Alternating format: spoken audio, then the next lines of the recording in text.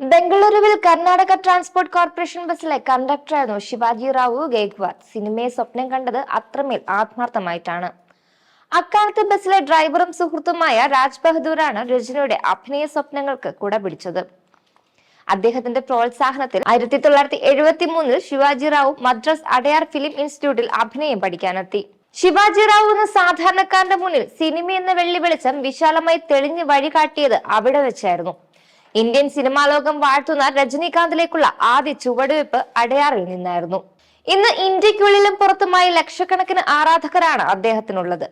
K ബാലചന്ദ്രന്റെ അപൂർവ രാഗങ്ങൾ എന്ന ചിത്രത്തിലൂടെയാണ് അദ്ദേഹത്തിന്റെ സിനിമ പ്രവേശം. പിന്നീട് കുറച്ചു നാളുകൾ വില്ലൻ വേഷങ്ങളായിരുന്നു അദ്ദേഹത്തിന് ലഭിച്ചതത്രയും. ഇക്കാലഘട്ടത്തിൽ മറ്റു തെന്നിന്ത്യൻ ഭാഷകളിലും അദ്ദേഹം ചെറിയ ചെറിയ വേഷങ്ങൾ ചെയ്തു. ഭൂവന, ഒരു കേൾവിക്കുറി, മുള്ളും മലരും തുടങ്ങിയ ചിത്രങ്ങളിലെ അഭിനയത്തിലൂടെ അദ്ദേഹത്തിന്റെ അഭിനയം ജനം കൂടുതൽ ശ്രദ്ധിക്കാൻ തുടങ്ങി. രജനീകാന്ത് എന്ന അഭിനേതാവിനെ കൂടുതൽ ആഴത്തിൽ ജനം അറിഞ്ഞത് ഈ കാലഘട്ടത്തിലൂടെയാണ്. ഈ കാലഘട്ടത്തിലൂടെയാണെന്ന് വേണം പറയാൻ. എം ഭാസ്കരൻ സംവിധാനം ചെയ്ത ജന്മങ്ങൾ എന്ന സിനിമയിലൂടെയാണ് അദ്ദേഹം ആദ്യമായി നായിക വേഷം കൈകാര്യം ചെയ്യുന്നത്. പിന്നീട് രജനി എന്ന അഭിനേതാവിൽ നിന്ന് ഒരു താരത്തിന്റെ യാത്ര തുടങ്ങുകയായിരുന്നു. രജനി എന്ന ഒറ്റ പേരുകൊണ്ട് ജനം തിയേറ്ററുകളിലേക്ക് ഇരച്ചെത്തി. കട്ടൗട്ടുകളും പോസ്റ്ററുകളും തെരുവോരങ്ങളിൽ നിറഞ്ഞു. ഈ കാലഘട്ടത്തിൽ തന്നെ കെ ബാലചന്ദ്രന്റെ തില്ലുമുള്ളുവിലെ ഹാസ്യ കഥാപാത്രവും ശ്രദ്ധ നേടി. തനിക്ക് ഏത് കഥാപാത്രവും വഴങ്ങുമെന്നും അദ്ദേഹം അടിവരയിട്ടുറപ്പിച്ചു. നാൻസി കപ്പു മനിതൻ, പഠിക്കാത്തവൻ, വേലൈക്കാരൻ, ഗുരുശിഷ്യൻ, ധർമ്മത്തിന് തലവൻ തുടങ്ങി നിരവധി ചിത്രങ്ങൾ അന്നത്തെ ഹിറ്റുകൾ തന്നെയായിരുന്നു. എന്നാൽ 80കളുടെ തുടക്കത്തിൽ പല കാരണങ്ങൾ കൊണ്ടും രജനിക്ക് അവസരങ്ങൾ നഷ്ടമാകാൻ ആരംഭിച്ചു. രജനിയുടെ പതനം എന്നാണ് അന്ന് ഏവരും വിശ്വസിച്ചത്. അദ്ദേഹം അഭിനയത്തിന് പൂർണ്ണ വിരാമം ഇട്ടുവെന്നും പലരും എഴുതി തള്ളുകയായിരുന്നു. എന്നാൽ ചാരത്തിൽ നിന്ന് ഉയർത്തെഴുന്നേൽക്കുന്ന ഫിനിക്സ് പക്ഷിയെ പോലെ അദ്ദേഹം ഉയർന്നു പൊങ്ങി.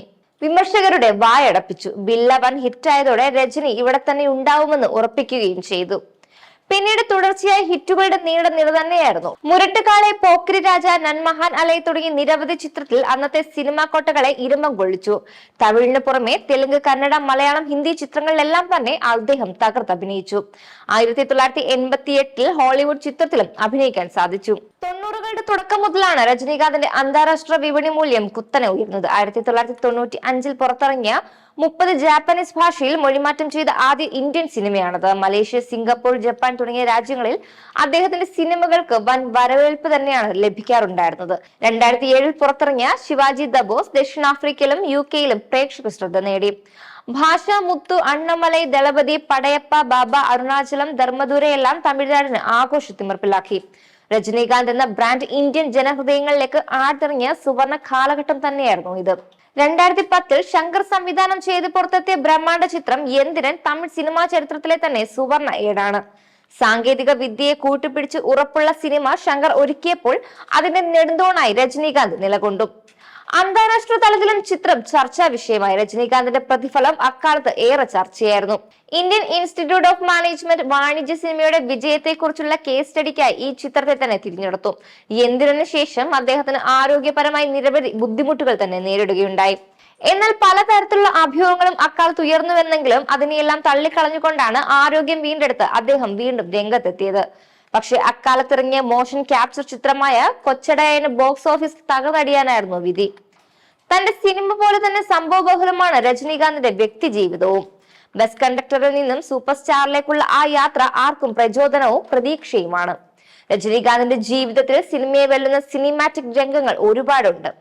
വീഴ്ചയുടെയും തിരിച്ചുവരവിന്റെയും മധുര പ്രതികാരത്തിന്റെയും മാസുകളുണ്ട്. അതുപോലെ തന്നെ ഹൃദയഭേദകമായൊരു പ്രണയവുമുണ്ട്. രജനീകാന്തിന്റെ നഷ്ടപ്രണയത്തെക്കുറിച്ച് മുമ്പൊരിക്കൽ നടൻ ദേവൻ തുറന്നു പറഞ്ഞിരുന്നു. ഒരു പ്രശസ്ത ചാനൽ ചർച്ചയ്ക്ക് നൽകിയ ഒരു അഭിമുഖത്തിലാണ് രജനീകാന്തിന്റെ ആദ്യ പ്രണയത്തെക്കുറിച്ച് തന്നോട് പറഞ്ഞതെന്നാണ് ദേവൻ വെളിപ്പെടുത്തിയത്. കഴിഞ്ഞ ദിവസം രജനീകാന്തിന്റെ 74ാം ജന്മദിനം ആഘോഷിക്കുമ്പോൾ ആ പ്രണയകഥയും ചർച്ചയായി മാറിയിരുന്നു. രാത്രി രജനീകാന്തിന്റെ മുറിയിൽ സംസാരിച്ചു കൊണ്ടിരിക്കെ ദേവൻ തന്റെ ആദ്യ പ്രണയത്തിന്റെ കഥ പറഞ്ഞു. തന്റെ കഥ കേട്ട് രജനീകാന്തിന്റെ കണ്ണു നിറഞ്ഞുവെന്നാണ് ദേവൻ പറയുന്നത്.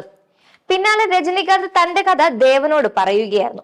ബാംഗ്ലൂരിൽ ബസ് കണ്ടക്ടർ ആയിരുന്ന സമയം ഒരിക്കൽ ഒരു പെൺകുട്ടി ബസിന്റെ മുൻ ഡോറിലൂടെ കയറാൻ ശ്രമിച്ചു. രജനീകാന്ത് തടഞ്ഞുവെങ്കിലും ആ പെൺകുട്ടി രജനിയുടെ കൈ തട്ടിമാറ്റി അകത്തേക്ക് കയറിയിരുന്നു. അതോടെ തന്റെ മനസ്സിൽ ആ പെൺകുട്ടിയോട് പ്രണയം തോന്നിയെന്നാണ് രജനിയുടെ വെളിപ്പെടുത്തൽ. എന്നാൽ ഇരുവരും ദിവസവും കണ്ട് പ്രണയത്തിലാകുകയായിരുന്നു. നിമ്മി എന്ന് വിളിക്കുന്ന നിർമ്മലയായിരുന്നു ആ പെൺകുട്ടി. അവർ MBBS പഠിക്കുകയായിരുന്നു. അപ്പോൾ ഒരിക്കൽ തന്റെ കോളനിയിൽ നാടകം കളിക്കാൻ അവസരം ലഭിച്ചപ്പോൾ രജനി നിമ്മിയെയും ക്ഷണിച്ചു. അവർ വരികയും നാടകം കാണുകയും ചെയ്തു. കുറച്ചു ദിവസങ്ങൾ കഴിഞ്ഞപ്പോൾ രജനിയെ തേടി അടയാർ ഫിലിം ഇൻസ്റ്റിറ്റ്യൂട്ടിൽ നിന്നും ഇന്റർവ്യൂവിനുള്ള കത്തും വന്നു. എന്നാൽ രജനി അപേക്ഷ അയച്ചിരുന്നില്ല. പിന്നെയാണ് അയച്ചത് നിർമ്മലയാണെന്ന് അറിയുന്നത്. നിങ്ങൾ വലിയൊരു നടനാകുമെന്നും അതിൽ നിങ്ങളുടെ വലിയ പോസ്റ്ററുകൾ കാണണമെന്നും നിമ്മി രജനിയോട് പറഞ്ഞിരുന്നത്രേ. തന്റെ കയ്യിൽ വണ്ടിക്കാശ് പോലും ഇല്ലെന്ന് രജനി പറഞ്ഞ സമയത്ത് അപ്പോൾ ആ പെൺകുട്ടി 500 രൂപ അദ്ദേഹത്തിന്റെ കയ്യിൽ വെച്ചു കൊടുത്തു. അങ്ങനെ അദ്ദേഹം ഇന്റർവ്യൂവിന് പോകുകയും ഇൻസ്റ്റിറ്റ്യൂട്ടിൽ ചേരുകയും ചെയ്തു. എന്നാൽ വീട്ടിലേക്ക് പോകുന്നത് അടുത്ത ആഴ്ചയാണ്. അവളെ കാണുക എന്ന പ്രതീക്ഷയിലാണ് പോകാൻ തീരുമാനിച്ചിരുന്നതും. പക്ഷേ അവളെ കാണാൻ സാധിച്ചിരുന്നില്ല. വീട് അന്വേഷിച്ചു പോയപ്പോൾ താമസം മാറിപ്പോയതാണ് അറിയാൻ സാധിച്ചത്. അതിനുശേഷം ഇതുവരെയും താൻ ആ പെൺകുട്ടിയെ കണ്ടിട്ടില്ല. അവളുടെ മനസ്സ് അത്രയും വലുതായതിനാലാണ് ഞാൻ ഇത്രയും വലിയ നടനായത്. തനിക്കിന്ന് എല്ലാമുണ്ട്, എല്ലാവരുമുണ്ട്. എന്നിട്ടും അവൾ തന്നെ തേടി വന്നില്ല. അതവളുടെ വലിയ മനസ്സാണ്.